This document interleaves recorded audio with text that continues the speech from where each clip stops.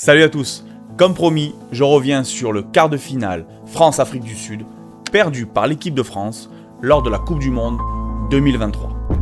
Ce match a créé d'énormes frustrations dans le camp français. Tout le monde voyait l'équipe de France aller au moins jusqu'en finale et pourquoi pas gagner la première Coupe du Monde de son histoire. La frustration était immense. Il suffit d'observer la réaction d'Antoine Dupont lors de la conférence de presse d'après-match. Je suis pas sûr que l'arbitrage ait été au niveau de l'enjeu aujourd'hui. Clairement, il a une dent contre l'arbitrage de Ben O'Keefe. Depuis tout ce temps, vous n'avez pas eu vos réponses. Les cas les plus litigieux n'ont jamais été décortiqués. Dans cette vidéo, vous allez enfin tout savoir. Je vais revenir sur chaque cas qui ont posé des questions. Et vous allez avoir les vraies réponses. Attention, il n'y a aucun procès. Je veux dire ici que l'arbitre Ben O'Keefe est l'un des meilleurs du monde. Mais comme tout homme, il peut se tromper. Je vais quand même vous rappeler un quart de finale de Coupe du Monde en 2007 qui opposait la France à la Nouvelle-Zélande. Un en avant vu par tous entre Damien Traille et Frédéric Michalak, mais non perçu par l'arbitre de l'époque, Wayne Barnes. À cette époque, cet en avant allait bien à tout le monde. Donc, je vous invite à ne pas regarder le verre à moitié plein ou le verre à moitié vide. Je vous invite à regarder l'ensemble de l'histoire du rugby. Nous allons maintenant observer chaque clip et je vais vous donner toutes les réponses. On est parti pour les clips. Et ça commence dès les 35 premières secondes. Regardez bien cette situation. Ballon sort du ruck. Un énorme coup de pied donné par l'Afrique du Sud. Une chandelle pour mettre la pression sur le camp français. Il faut regarder en bas et l'attitude de Damien Penaud et Cheslin Kolbe. Ils sont tous les deux à la lutte, mais vous allez voir l'attitude de Damien Penaud. Il vient bousculer Cheslin Kolbe pour l'empêcher d'être au contest et au ballon avec Thomas Ramos. C'est une faute évidente. Il aurait fallu la sanctionner. On voit sur l'emplacement du terrain que le botteur sud-africain aurait très certainement mis les 3 premiers points de la partie. Cette situation de jeu, ce jeu déloyal, s'appelle une escorte. Un joueur qui n'est pas en possession du ballon ne peut pas empêcher un autre joueur d'aller disputer le ballon et notamment dans ce cas-là disputer le ballon en l'air. Thomas Ramos aurait été certainement plus ennuyé pour récupérer le ballon. Ce match va terriblement vite. Dès la première minute, il y a une situation offensive de l'équipe de France. Ici, on voit les deux ailiers français et sud-africains aller à la dispute du ballon. On pense à un probable premier essai de Louis Bielbiarré. Mais Louis Bielbiarré n'arrive pas à se saisir du ballon. Et là, on voit dans son attitude qu'il réclame que le joueur sud-africain a propulsé le ballon hors des limites du terrain volontairement. C'est une action répréhensible qui peut mériter un carton jaune contre l'ailier sud-africain et un essai de pénalité. Puisque sans cette faute, probablement Louis Bielbiarré aurait marqué. Mais si on regarde la situation de plus près, les arbitres jugent que l'action de l'ailier sud-africain n'est pas délibérée. Et quand on voit les ralentis, on peut comprendre que ce soit cette décision-là qui ait été prise. L'ailier sud-africain veut juste enlever le ballon des bras de Louis Bielbiarré sans intention, ou en tout cas c'est pas suffisamment clair pour accorder un essai de pénalité. Donc je répète, sans intention de propulser le ballon à l'extérieur du terrain. Donc, je pense que la meilleure décision sur ce cas a été prise par le corps arbitral. Décidément, dans ce match, tout va très vite. On est à la 6e minute. L'équipe de France pousse l'Afrique du Sud dans ses derniers retranchements. Antoine Dupont décide de jouer côté fermé après ce ruck. Pourquoi ? Tout simplement parce qu'il y a un déséquilibre. Plus de Français, moins de joueurs sud-africains. Et en plus, nous avons des 3/4 côté équipe de France et des avants côté Afrique du Sud. C'est ce qu'on appelle en langage technique une mismatch. C'est un terme qui veut dire que vous avez des rapides contre des lents. On peut bien évidemment imaginer que Thomas Ramos va plus vite que Eban Etzebest. Antoine Dupont décide donc de jouer côté fermé. Eban Etzebest intercepte le ballon d'un espèce de saut immense égal à sa hauteur. Toute la question est de savoir s'il propulse le ballon vers l'avant ou vers l'arrière. La première donnée, c'est qu'aucun angle de caméra n'est suffisamment bien placé pour nous donner une image nette de la retombée du ballon. Toutes les analyses loufoques, un peu extravagantes, n'ont pas leur place dans ce cas-là. Moi, quand je regarde cette situation, j'observe la main d'Eban Etzebest qui est regroupée et qui va vers l'arrière. Ben O'Keefe est extrêmement bien placé. Il est pile en face de la situation. Il dit clairement que le ballon tombe à la verticale. Et les images que nous avons, les angles de caméra que nous avons, ne nous permettront en aucun cas de juger différemment. Un en avant volontaire, il faut déjà qu'il y ait en avant. Si le ballon tombe à la verticale, il n'y a aucun problème. Et quand je regarde les images là, je suis d'accord avec Ben O'Keefe. Le choix de laisser jouer me semble être le meilleur choix. Nous sommes à la 22e minute. L'équipe de France vient de marquer un super essai. Thomas Ramos sera contré sur sa transformation. Alors, ce cas a fait énormément débat. Est-ce que Chessin Colby est parti avant les premiers pas d'élan de Thomas Ramos? Toutes les images observées, les angles de caméra officiels, mais non officiels, c'est-à-dire les spectateurs qui étaient présents dans la tribune et qui ont filmé la situation, aucune de ces images ne prouve que Chessin Colby est parti avant les premiers pas d'élan. Alors, si Ben O'Keefe avait fait appel à la vidéo comme beaucoup l'ont réclamé, rien ne lui aurait permis d'annuler le contre de Chessin Colby. Chessin Colby dira en conférence de presse qu'il connaît parfaitement la routine de Thomas Ramos. En effet, chaque botteur a une routine précise et n'en déroge jamais. Si on rajoute à cela l'extrême explosivité de l'ailier sud-africain, ce combiné extrêmement rare a permis à Chessin Colby de contrer Thomas Ramos. Effectivement, c'est un cas qui n'arrive jamais, et encore moins au niveau international. Mais je suis d'accord avec Ben O'Keefe, pour moi, il ne fallait pas revenir et le contre était tout à fait valable. Afin de vous démontrer l'expertise énorme de Ben O'Keefe, regardez ces situations de plaqueur-plaqué dont personne n'a parlé. La situation, le pilier sud-africain est plaqué.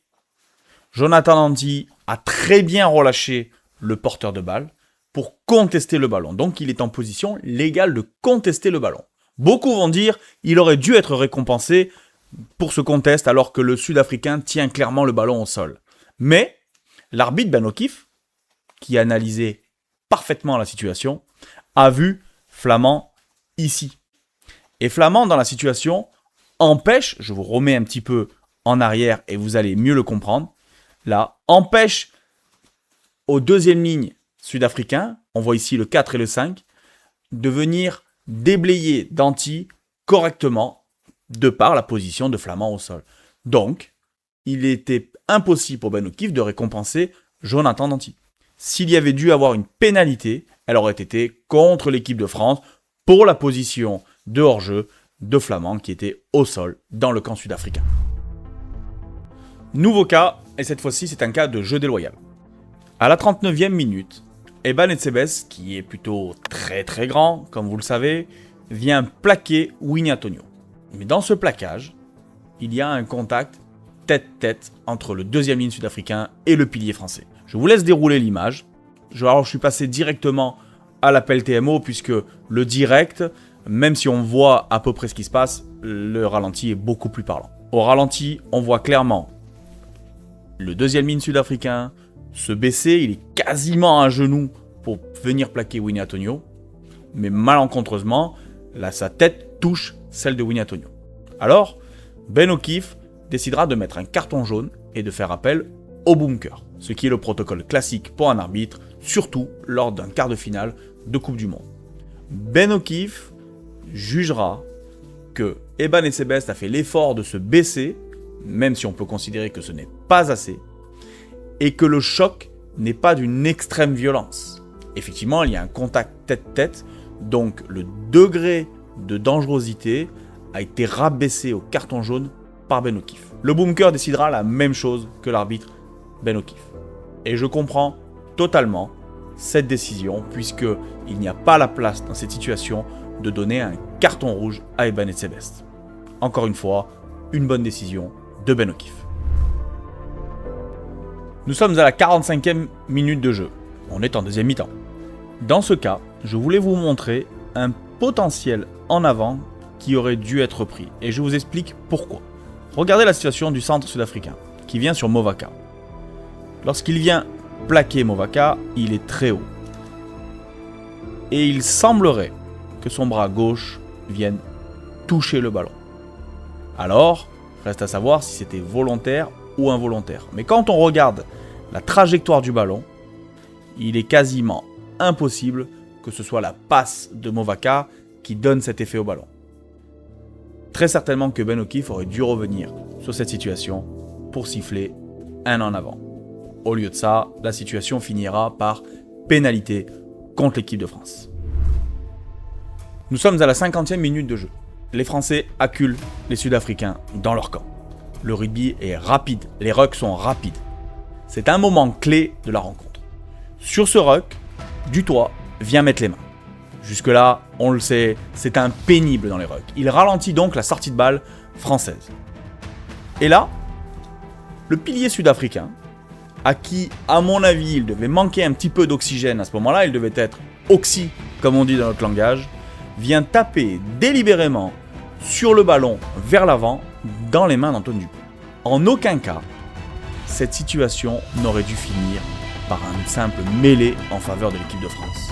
Taper délibérément sur le ballon vers l'avant, ça vaut pénalité.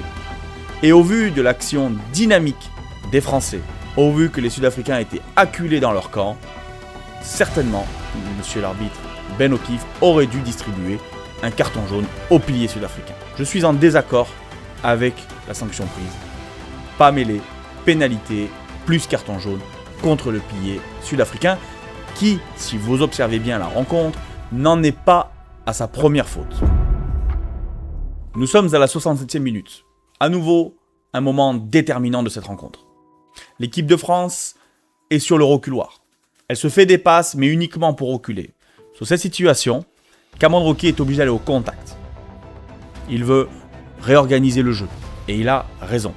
Mais le soutien français, comme l'équipe de France est sur le reculoir, a du retard. Smith, qui est connu pour ses talents de contesteur de ballon dans les rucks, vient mettre les mains sur le ballon. Et il est finalement récompensé par l'arbitre Ben O'Keefe. Soyons honnêtes, en direct, tout le monde était d'accord avec l'arbitre. Aucun souci là-dessus. Il faut aussi observer la position de Ben O'Keefe, qui ne peut pas avoir tout vu, puisque plusieurs joueurs sont inclus dans cette phase de jeu. Mais derrière, et je vais jusqu'au ralenti, on voit ici clairement que Smith pose une main au sol, voire les mains au sol, avant de contester le ballon. Ça va extrêmement vite, même pour un arbitre de très très très haut niveau.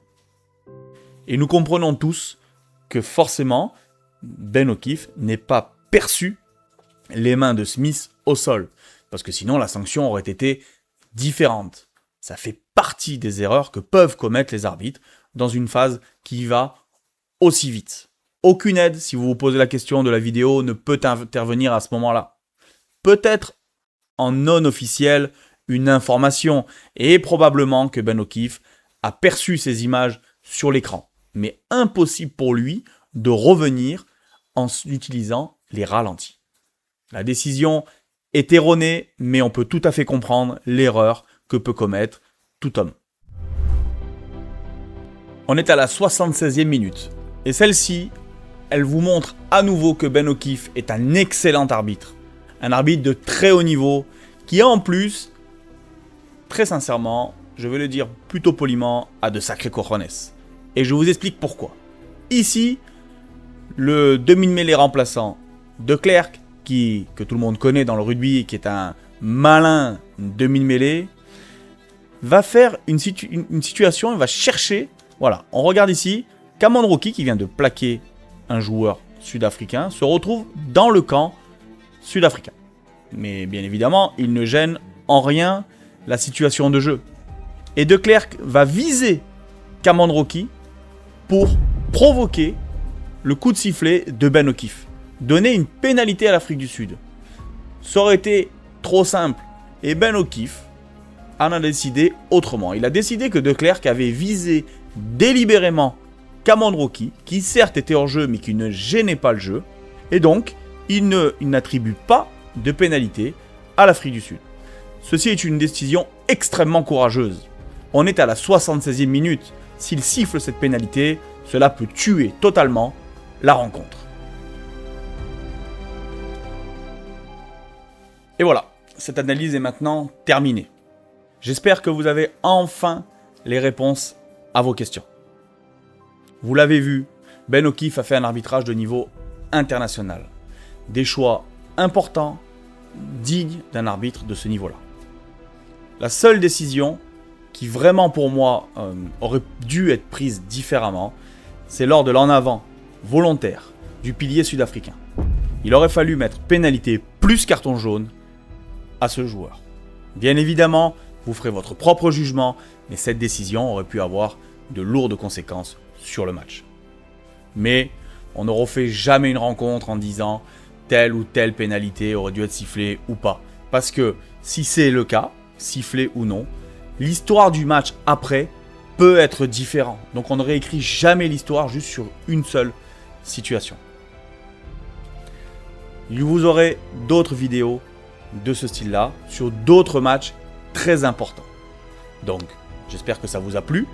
Bien évidemment, abonnez-vous à la chaîne pour rester connecté et suivre toute l'actualité de ce que je vais vous présenter.